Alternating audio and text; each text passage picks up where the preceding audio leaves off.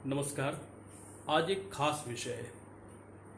अब कांग्रेस को दो और नए हीरे मिलने वाले हैं, जिग्नेश मेवाणी और कन्हैया कुमार। हार्दिक पटेल ऑलरेडी कांग्रेस को लीड कर रहे हैं, तो ये जो तीन टिकड़ी है जिसने 2016 में गुजरात में जो है कांग्रेस को अच्छी खासी बढ़त देने की कोशिश की थी, और जो भाजपा के क्रिटिक हैं वो ये मानते हैं कि 182 सीटों वाले गुजरात में बहुमत के लिए जो 92 सीटें चाहिए होती हैं, भाजपा उन 92 सीटों के लिए मशक्कत करती नजर आई और बामुश्किल 99 पर जाकर के थम गई। क्रिटिक ये कहते हैं कि भाजपा का परफॉर्मेंस 16 में जो चुनाव हुआ था उसके हिसाब से देखें तो पिछले 16-17 साल में इतना खराब कभी नहीं रहा, जबकि वो 100 सीट से नीचे आई हो। पर 99 सीट्स भी स्पष्ट बहुमत से करीब 7 सीटें ज्यादा है। अब हम बात करते हैं कि आखिर क्यों कांग्रेस इन की तरफ ताक रही है और इनके जरिए आखिर कांग्रेस क्या संदेश देना चाह रही है। कांग्रेस ने हाल ही में कुछ संदेश देने की कोशिश की है, और इनकी जो सेंट्रल स्ट्रेटजिस्ट की जो टीम है वो बहुत माइक्रो लेवल पर काम करने की कोशिश कर रही है। इसमें कोई शक नहीं है। भारत के अंदर दो पार्टी ही बड़ी हैं, एक है भारतीय जनता पार्टी, दूसरी है भारतीय राष्ट्रीय कांग्रेस पार्टी। अब इसके पीछे कैलकुलेशन मैं आपको बताता हूं कि आखिर कैलकुलेशन क्या है और इनका क्या इस्तेमाल कांग्रेस करने जा रही है। मेरा जो अनुमान है उसके हिसाब से कन्हैया कुमार को कांग्रेस न्यूट्रली इस्तेमाल करेगी, और कन्हैया कुमार को ये कहेगी कि आप मोदी को डायरेक्ट हिट ना करके आप उनके जो समर्थक हैं उनको आप सीधा हिट करें। एक इनका ये रहेगा, इनका इस्तेमाल। जिग्नेश मेवाणी दलित नेता हैं, इस हिसाब से उनको गुजरात में कम इस्तेमाल किया जाएगा, लेकिन उत्तर प्रदेश में उनको इस्तेमाल करने की कोशिश की जाएगी। हार्दिक पटेल स्वाभाविक रूप से पीसीसी हैं तो वो गुजरात में ही इस्तेमाल होंगे, और हार्दिक पटेल भी नहीं चाहते कि जिग्नेश मेवाणी या कन्हैया कुमार उनसे बड़े नेता बन पाए।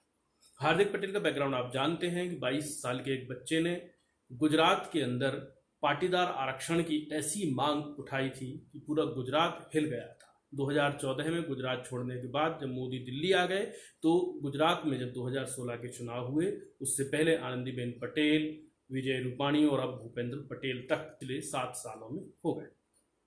इस तरह से अगर हम देखें तो गुजरात में हालात जो है बीजेपी के लिए 2016 में भी खराब थे, और बेशक इसमें कोई शक नहीं है कि 2022 में भी खराब हो सकते हैं। बीजेपी कोई कसर नहीं छोड़ने वाली है, जैसा कि उसने अभी हाल ही में मुख्यमंत्री बदल कर किया और सारे मंत्रिमंडल को भी बदल दिया।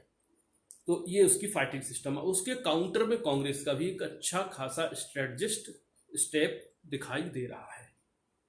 आखिर ये कवायद क्यों? अब आपके मन में ख्याल आ रहा होगा कि कन्हैया कुमार की एक इमेज है देश के अंदर कि वो लेफ्टिस्ट अलाइनमेंट है उनका।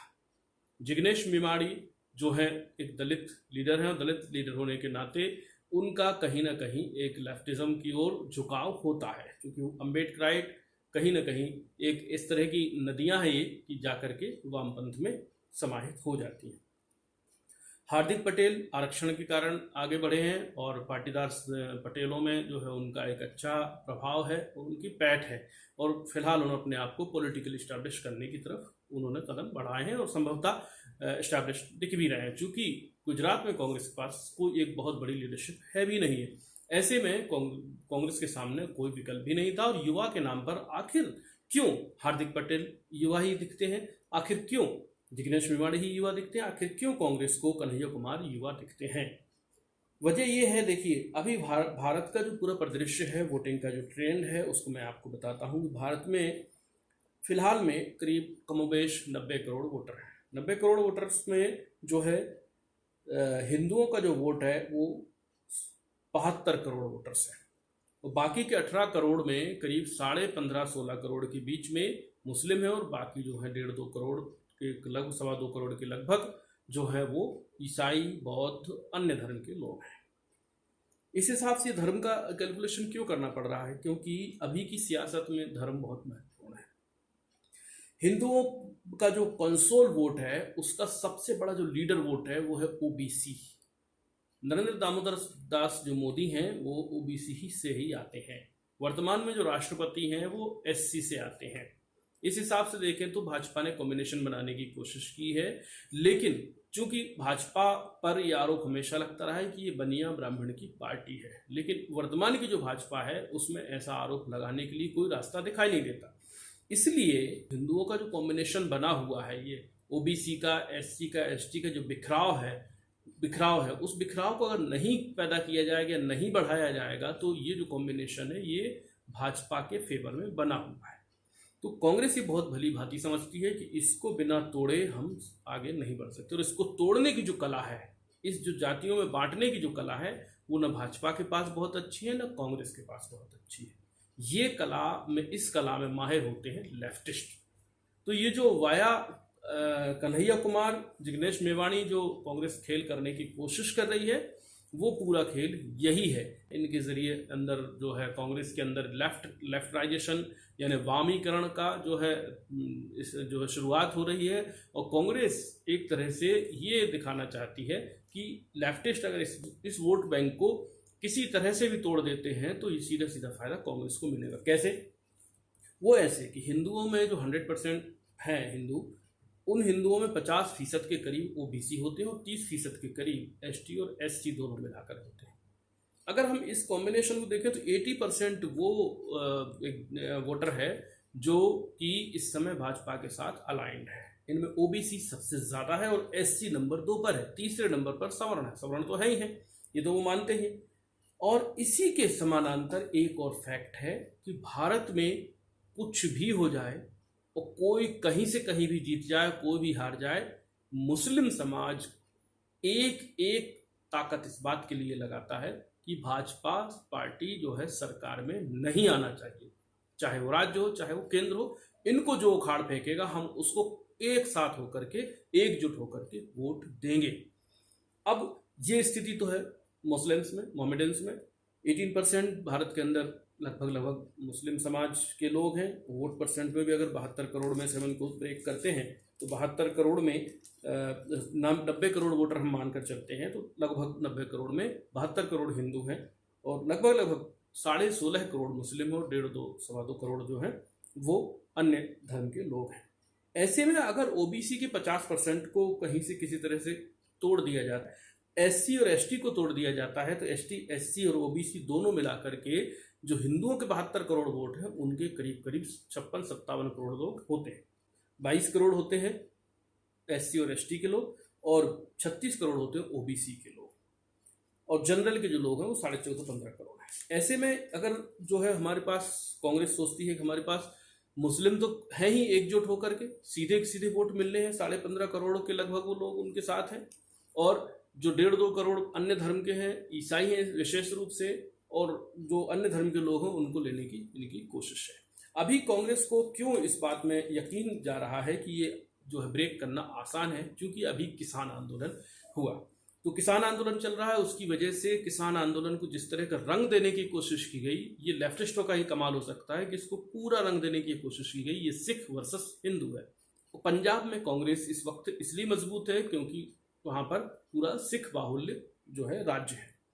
इसीलिए कांग्रेस ने अभी एक तीर से 2 निशान छोड़ने की कोशिश की है। पहला, उन्होंने जो है चरणजीत सिंह चन्नी को मुख्यमंत्री बनाया। वो दलित नेता भी हैं, सिख भी हैं, सिख दलित हैं, तो इस नाते उन्होंने पूरा एससी को एड्रेस करने की कोशिश की। इधर मेवाणी को लाए, फिर एससी को एड्रेस करने की कोशिश की। तो ये इनको सबको इकट्ठा करके एक नया कॉम्बिनेशन बनाने की कोशिश कर रहे हैं। अब आप देखिए, अगर वोटिंग ट्रेंड में हम ये मान के चलते हैं, अगर एससी का उन्होंने ब्रेक करने में कामयाब होते हैं कांग्रेस, तो आप देखिए सीधा सीधा क्या असर पड़ता है। 72 करोड़ हिंदू है, 72 करोड़ में से लगभग 60 करोड़ लोग वोट डालते हैं। 55 से 60 करोड़ लोग, 55 से 60 करोड़ लोगों को अगर हम कैलकुलेट करते हैं तो उनमें भी सवर्ण से ज्यादा वोटिंग ट्रेंड एससी का और एसटी का होता है। आप किसी भी एसटी कॉन्स्टिट्यूंसी को उठाइए, उसमें अच्छा खासा टर्नआउट देखने को मिलता है। इसका मतलब एसटी वोटर्स जो हैं वो ज़्यादा वोट करते हैं। एसटी जो कॉन्स्टिट्यूंसीज होती हैं वो, इसका मतलब ये नहीं वो सारे एसटी हैं, लेकिन एसटी बाहुल्य है वो। तो उन सीट्स पर देखेंगे और नॉर्मल सीट्स पर देखेंगे तो एससी की जो बस्तियां हैं वो इकट्ठा होकर के वोट करने जाती है, उनमें भी जो है वोटिंग करने का उत्साह होता है। तो इनका जो वोटिंग परसेंट है वो सवर्ण का वोटिंग परसेंट है। सवर्ण जो है बमुश्किल बहुत अच्छी अवेयरनेस के साथ भी, क्योंकि सवर्ण कहीं ना कहीं बाहर भी रह रहा होता है पोलिंग सेंटर से, तो वहां कहीं ना कहीं किसी न किसी रूप में अगर 10 सवर्ण है तो 10 में से 7 ही अधिकतम वोट होगी तो 7 ही कर पा, अधिकतम की स्थिति में, न्यूनतम की स्थिति में 4 या 5। जबकि एससी में अधिकतम 8 तक जा सकते हैं और न्यूनतम की स्थिति में 5 वोट तो होते हैं। तो एसटी में भी यही फॉर्मूला लगभग होता है। और मुस्लिम में अगर देखें तो ये फॉर्मूला 9 और 6। अगर उनको, और इस बार तो मुस्लिम जो है मोदी को हराने के लिए निकलने वाले हैं 2024 में। तो गुजरात एक प्रयोगशाला बनने वाली है कांग्रेस की। कांग्रेस की सबसे ज्यादा नजरें, गुजरात से ज्यादा नजरें उत्तर प्रदेश पर लगी हुई है, क्योंकि गुजरात में तो कांग्रेस ये है कि थोड़ी और मेहनत कर ले, थोड़ी और मेहनत कर ले, फाइट कर सकती है और मे बी कि वहां पर जो है बीजेपी को हरा भी सकती है। हार्दिक पटेल वहां अच्छा कर सकते हैं और कांग्रेस के लोग वहां अच्छा कर सकते हैं, परंतु गुजरात से इनको अपेक्षाएं बहुत ज्यादा। गुजरात को हराने का मकसद 2016 में सिर्फ इतना था कि मोदी अपने गढ़ में हार गए, और इनका मकसद सिर्फ इतना था कि वो अपने गढ़ को बचाए रखे। इसके अलावा गुजरात बहुत महत्वपूर्ण इलेक्शन देश की राजनीति में नहीं है। लेकिन ये एक जो फैक्टर है, ये अभी फैक्टर कमजोर है दोनों ओर से। अगर मान लीजिए अब हट भी जाती है बीजेपी की सरकार, तो बीजेपी की सरकार को 22 साल से अधिक समय हो चुका है, तो ये कोई बहुत बड़ा सरप्राइजिंग फैक्टर नहीं होगा, एक बात। दूसरी बात, अगर आ भी जाती है तो ये माना जाएगा कि गुजरात तो बीजेपी का ही है। इनका फोकस है सबसे ज्यादा उत्तर प्रदेश पर।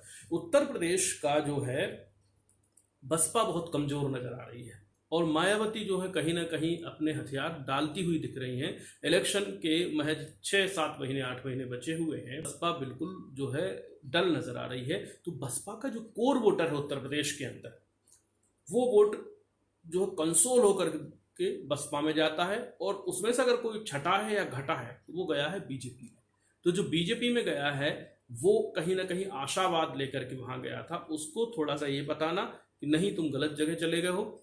और मुस्लिमों को इकट्ठा करना और दलितों को इकट्ठा करना, अगर मुस्लिम और दलित को इकट्ठा कर देते हैं तो कांग्रेस उत्तर प्रदेश में अच्छी खासी फाइट देने की स्थिति में आ जाती है। अगर दलित सारे के सारे या दलित मैक्सिमम जो है कांग्रेस की ओर झुक जाते हैं, तो दलित कैसे झुकेंगे? एक चरणजीत सिंह चन्नी पंजाब के मुख्यमंत्री बनाए गए हैं, उनको दलित बताते हुए पेश किया जा रहा है। एक जिग्नेश मेवाणी को गुजरात में पेश किया जा रहा है, और जरूरत पड़ेगी अगर मान लीजिए सरकार आ जाती है, हार्दिक पटेल हो सकता है कि घंटी बजाते रह जाएं, जिग्नेश मेवाणी को कांग्रेस आगे करते हैं। फिर भी कांग्रेस इस समय इन पर दांव खेल सकती है, क्योंकि कांग्रेस के पास इस समय गुजरात में अपना पूरा जो है चुनाव आउटसोर्स करने के अलावा कोई विकल्प नहीं है।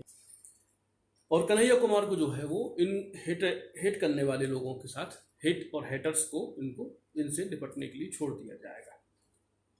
अब मैं आपको बता रहा हूं कि जो उत्तर प्रदेश का पूरा जो सिनेरियो है, उसमें बसपा का जो वोट है, कोर वोटर है, उस पर पूरी नजर है, इसलिए ये पूरा कवायद की जा रही है। और 28 तारीख को इस बात को जो है ज्वाइनिंग करा करके मैसेज देने की कोशिश की जा रही है कि देखिए आप, हम जो है असली दलितों के जो है समर्थक हैं, असली दलितों के हितैषी हैं। ये कांग्रेस पूरा बताने की कोशिश कर रही है। आप इस चैनल को लाइक करें, शेयर करें, सब्सक्राइब करें। बहुत बहुत शुक्रिया। नमस्कार।